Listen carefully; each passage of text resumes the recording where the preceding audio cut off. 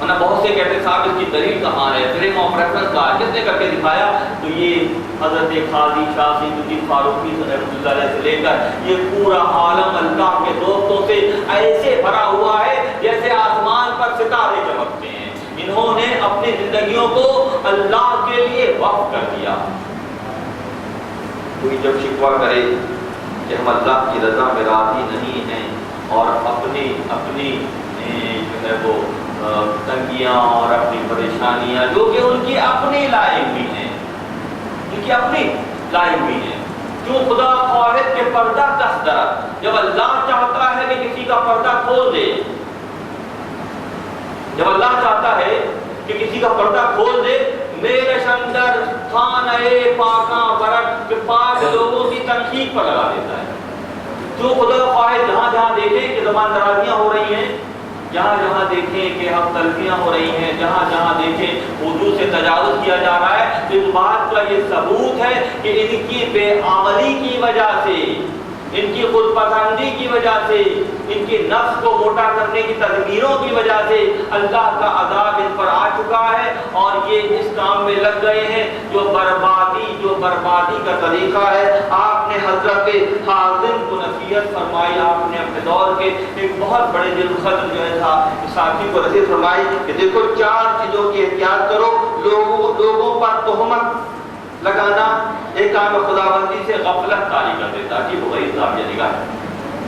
ہم کسی پہ تہمت لگا کے فارغ ہو رہے ہیں، کسی پہ الزام لگا رہے ہیں، کسی پہ تہمت لگا رہے ہیں، ہم سمجھ رہے ہیں اس کا کوئی رزلٹ نہیں آئے گا، اس کے نتیجے میں احکام خداوندی سے غفلت پیدا ہو جاتی ہے، نماز جا رہی ہے کوئی فکر نہیں۔ یعنی کہ تہمت کا جواب حضرت غوث علی شاہ پانی پتی رحمۃ اللہ تذکرہ غوثیہ میں فرماتے ہیں کہ اللہ تعالیٰ کبھی کسی کو لاٹھی لے کے مارنے نہیں آتا ہے، ایک عمل کے نتیجے میں رد عمل اس انداز کا ہوتا ہے۔ اگر تہمت لگائی جا رہی ہے کسی پاک دامن پر، کسی مرد پر، کسی عورت پر، کسی شے کا طریقت پر، تو اس کے نتیجے میں کیا چیز آ رہی ہے کہ احکامات خداوندی سے غفلت پیدا ہو رہی ہے، نمازوں کی پابندیاں نہیں ہیں، قرآن کی تلاوت کا خیال نہیں ہے، اللہ کی مخلوق کو فیض پہنچانے کا کوئی شعور پیدا نہیں ہو رہا ہے۔ تو 4 چیزوں کی نصیحت کر رہے ہیں سفیان ثوری رحمۃ اللہ علیہ اپنے دور کے بہت بڑے دوست کو۔ اور دوسری بات کیا ہے؟ کسی مومن کے عروج پر حسد نہ کرنا،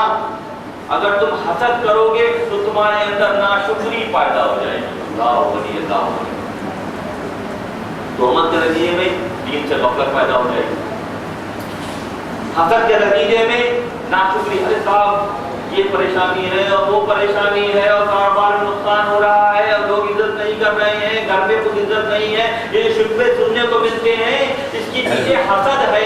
اگر تم کسی سے حسد کرتے ہو تو اس انداز کا جواب تمہارے حصے میں آتا ہے، کیا عجیب و غریب نظام ہے۔ اور تیسری بات یہ ہے کہ ناجائز دولت آخرت کو بھلا دیتی ہے۔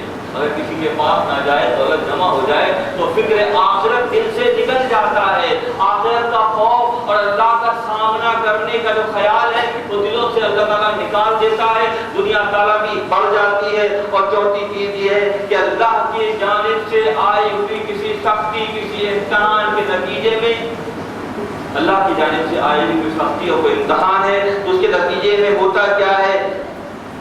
خوف پیدا نہیں ہو رہا، سختی آ رہی ہے مسلسل امراض کی شکل میں، سختی آ رہی ہے مسلسل نقصان کی شکل میں، سختی آ رہی ہے مسلسل غیر تعاون کی شکل میں، لوگ تعاون نہیں کر رہے، تو یہ کس بات کی وجہ سے ہے؟ یہ کس بات کی وجہ سے ہے کہ امتحان آیا اور اس کے بارے میں غور و فکر نہیں کیا گیا۔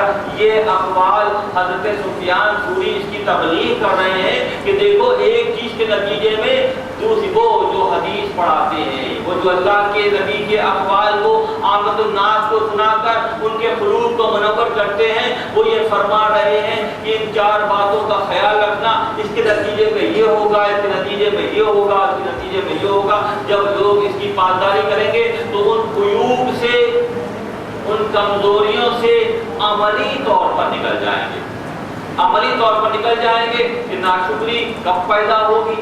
حسد کے بعد پیدا ہوگی۔ بے خوفی، آخرت کا خیال دلوں سے کب نکلے گا؟ جب خاص اعمال کیے جائیں گے، ایک عمل دوسرے عمل سے جڑا ہوا ہے۔ تو اسی لیے تربیتی نشست کا تقاضا یہ ہے کہ ہم اپنا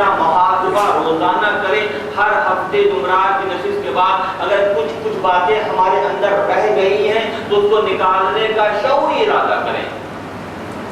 ہم دیکھ رہے ہیں کیلکولیٹ کریں صبح شام تک ہم کتنے کام مسلسل یعنی کہ 24 گھنٹوں میں سے 6 گھنٹے یا 7 گھنٹے شکوے شکایت پر گزر رہے ہیں. اس کا شکوہ ہے، اس کا شکوہ ہے، یہ ناشکری ہے، وہ بیماری ہے، یہ تنگی ہے، لوگوں کا تعاون نہیں ہے، اسی میں گزر رہا ہے. کیوں ہو رہا ہے؟ ایسا تو نہیں کہ ہم حسد کر رہے ہیں اپنے کسی ساتھی سے، ہم ایسا تو نہیں کہ حسد کر رہے ہیں اللہ کے کسی دوست سے، جس کے نتیجے میں یہ فریکوینسی ڈیولپ ہوتی ہے اور وہ بگاڑ کر جو عمل جو ہے بڑھتا چلا جاتا ہے. ایک نوجوان کو اپنے سارے حق وہی دے سکتا ہے جو اللہ کی مصلحتوں کو سمجھتا ہے.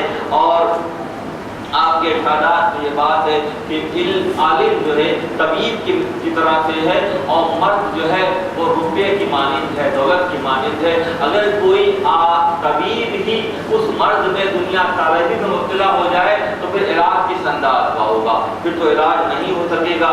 اور جو درویش بندروں اور پیسے والے لوگوں کے آس پاس گھومے تو فرماتے ہیں کہ وہ ریاکار ہے، اور جو بادشاہ کے آس پاس آمد و رفت رکھے تو وہ چور ہے، اور جو خود کو دوسروں سے افضل سمجھے وہ متکبر ہے، وہ تکبر کرنے والا ہے، جو دوسروں اپنے آپ کو دوسروں سے افضل سمجھتا ہے. یہ تربیت حضرت سفیان ثوری رحمۃ اللہ علیہ مسلسل اللہ کی مخلوق کو دے رہے ہیں. وقت کے بادشاہوں کی مخالفت اور ان کے عمل پر ان کو روکنے کی وجہ سے مخالفت ان کی بڑھ گئی معاشرے میں. ایک موقع پہ لوگوں نے پوچھا کہ عربی میں کوفہ ایک لفظ ہے، کوفہ عین واو فے الف، کوفہ بدبدا کے معنی میں آتا ہے عربی میں.